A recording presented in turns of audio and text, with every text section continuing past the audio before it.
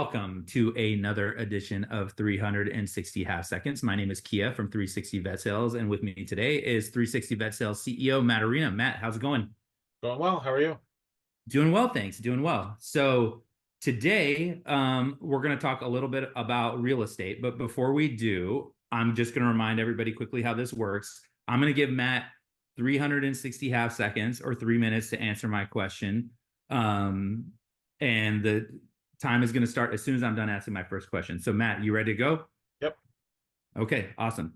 Matt, question today is if I'm a practice owner looking to sell my practice, do I need to sell my real estate as part of my business sale? Time starts now. Okay. Good question. So no, actually the market's kind of changed from a few years ago where you had a lot of buyers were actually buying both. They were putting offers in for both the real estate and the practice. In today's market, we don't really see many buyers wanting to buy the practice real estate anymore. They're actually saying, hey, we're actually more interested in owning the practice. So more often than not, you're going to be in a position as a seller to sell your practice, but keep the real estate if you own it. If you don't own it, then the lease agreement just transfers to the new owner, which is the buyer group or whoever you're selling to.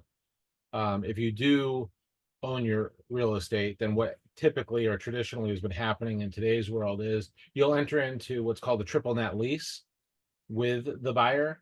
And in the triple net lease, they're going to pay you a desired rent, which you want to, your ideal thing would be to get to market rate rent. And then they're going to cover repairs and maintenance with, there's obviously always some exclusions, but for the most part, they'll cover all the repairs and maintenance. They'll pay your insurance and your property tax. So that becomes a really nice pass-through cash flow for you, the seller. The other thing that I think is important to mention here, I'm trying to think of what I can mention. When you are selling your practice, you should probably, I would advise using a professional. We know a few real estate professionals that specialize in veterinary space because a lot of times they're willing to look at your location, look at your building, and give you an estimate or a range. This is what we believe market rent is, so that you know you're charging the appropriate rent.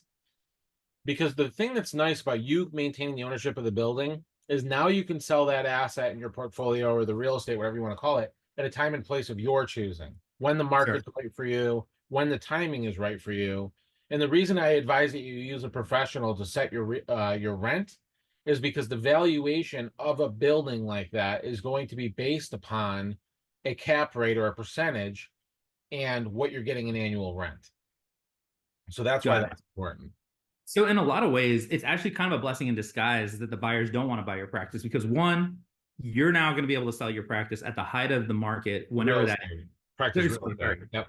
Thank you for correcting me. You're going to be able to sell the real estate at the height of the real estate market in your area. There is no hurry to do it. You do it at your own time. In the meantime, you're making passive income every month without any of the hassle of having, that comes with necessarily renting a place. But in addition to that, you're maybe even raising the value of your real estate a little bit because anybody that does look to buy it down the road is going to see that once you've sold your practice, there's a long-term tenant sitting in your building. Right. Are all those things fair to say? Yeah, exactly. You get a nice long-term lease typically, so you have a lot of safety nets around your asset that can help. Again, I think the most important point here is you don't have to sell it right now. You can sell it when you want to. It could be 2 months after closing. It could be 6 years after closing. Yep. That makes a lot of sense. Okay.